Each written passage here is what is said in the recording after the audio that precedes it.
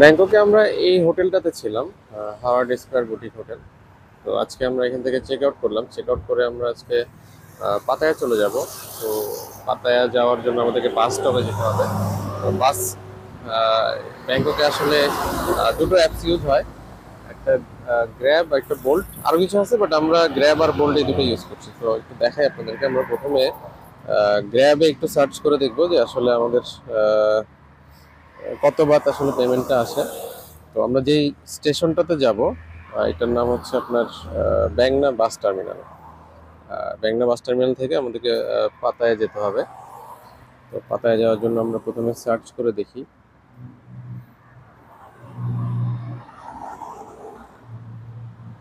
কত দেখাই পড়ে। তো গ্র্যাবে দেখাচ্ছে 344। সো আমরা আরেকটা অ্যাপস ট্রাই করবো। বোল্টটা একটু দেখেন।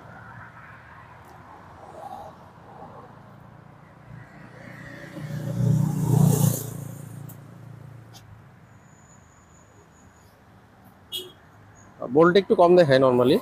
এই যে বোল্টের ট্যাক্সিতে 192 286। আমরা এটা সার্চ করে দেখবো। এটাতে 192 286, এটা ইয়েলো কালারের যে ট্যাক্সিগুলো সেটা আসবে।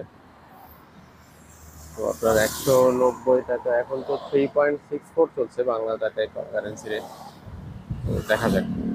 আমরা এখানে দেখাচ্ছে রেঞ্জ 190 থেকে 286 বাদ। তো আশা করছি 190-এর ভিতরে আসবে, কারণ আমাদের গতকালকের এক্সপিরিয়েন্স এরকমই বলে। সো আর আমি আপনাদের একটু দেখাই আমাদের ব্যাংককের রাস রোড এবং ব্যাংককের যেই গাড়ি চলাচল করছে এখানে আসলে আমরা একদম মেইন সিটি সেন্টার থেকে একটু ডিস্টেন্সে আছি, যেই কারণে এখানে খুব বেশি ট্রাফিক নাই। বাট ব্যাংককে কিন্তু অনেক ট্রাফিক, অনেক মিনস অনেক ট্রাফিক। আপনার অলমোস্ট ঢাকার থেকেও বেশি ট্রাফিক ব্যাংককে। সো আমরা আহ,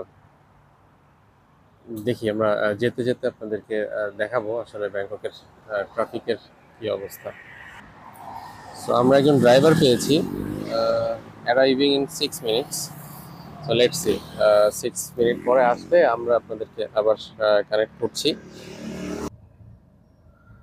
সো আমরা আহ, গাড়িতে উঠে গেলাম।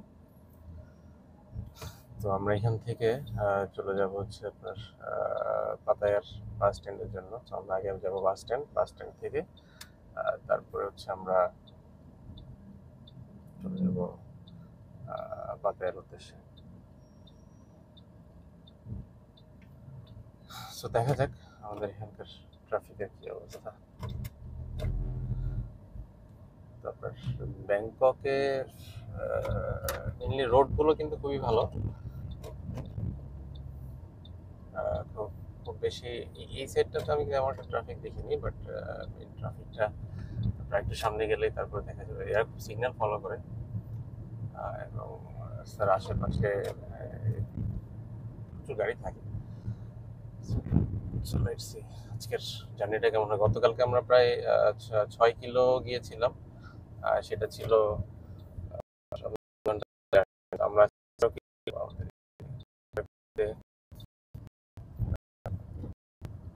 কত আমরা রাইড নেব। আপনার গাড়ি সিগন্যাল ফলো করে।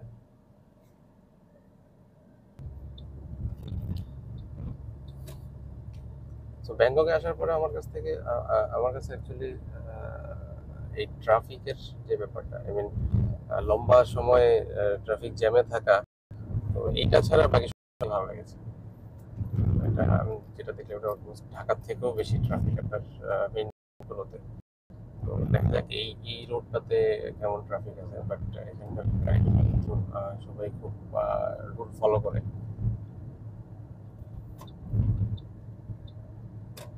আপনার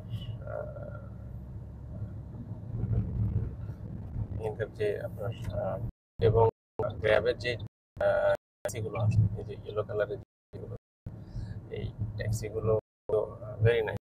আমরা গত 2 দিন ধরে এই ট্যাক্সিগুলো শুরু হয়ে গেছে আমাদের। বাট যদিও এটা হচ্ছে আপনার রাস্তা পারাপারের জন্য এটা যে সিগন্যালটা এখানে, এখানে খুব বেশি ট্রাফিক থাকে না। বাট মেইন সিটিতে ডেফিনেটলি অনেক ট্রাফিক। ব্যাংকককে বলাই হয় আসলে ট্রাফিকের জন্য যথেষ্ট বিখ্যাত অ্যাকচুয়ালি বলা যায়, এত বেশি ট্রাফিক। তো দেখা যাক, তো আমরা যাই, যদি রাস্তায় যদি আপনাদেরকে দেখানোর মতো খুব ভালো কিছু পড়ে, স্পেসিফিক এবং স্পেশাল কিছু যদি পাওয়া যায়, তাহলে ডেফিনেটলি আমরা দেখানোর চেষ্টা করবো। বাট এই যে দেখেন, এখানে আপনার যে গাড়িগুলো সব কিন্তু সিরিয়ালে দাঁড়িয়ে আছে, বাট ব্যাংককের খুব ভালো একটা করছে, এখানে কোনো আপনার ট্রাফিক পুলিশ নেই। কতদিন ধরে আমি কোনো ট্রাফিক পুলিশ দেখিনি, এরা কিন্তু সবাই তার সিগন্যালটাই ফলো করে। এবং উপরে এই যে যেই আপনি এটা হচ্ছে আপনার ফ্লাইওভার, বাট এরকম বিটিএস এর আপনার মেট্রো চলাচলেরও কিছু কিন্তু এখানে যেটা দেখুন আপনার আন্ডারগ্রাউন্ড দিয়েও মেট্রো যায়, আবার উপর দিয়েও যায়। যেটা উপর দিয়ে যায় সেটাকে মোস্ট প্রবাবলি বিটিএস বলে। So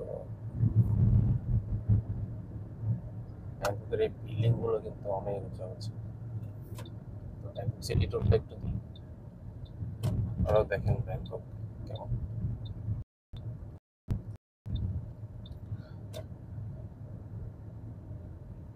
foot over bridge. But Bangkok শহরটা যেটা বললাম যে আসলে ব্যাংককের নাইট লাইফ এবং ডে লাইফ দুটো ডিফারেন্ট। মানুষ 5টা 6টা পর্যন্ত কাজ করে, তারপরে কিন্তু মেজরিটি এখানকার মানুষ দোকান অফ করে দেয়, তারপরে নাইট লাইফ নিয়ে বিজি হয়ে যায়।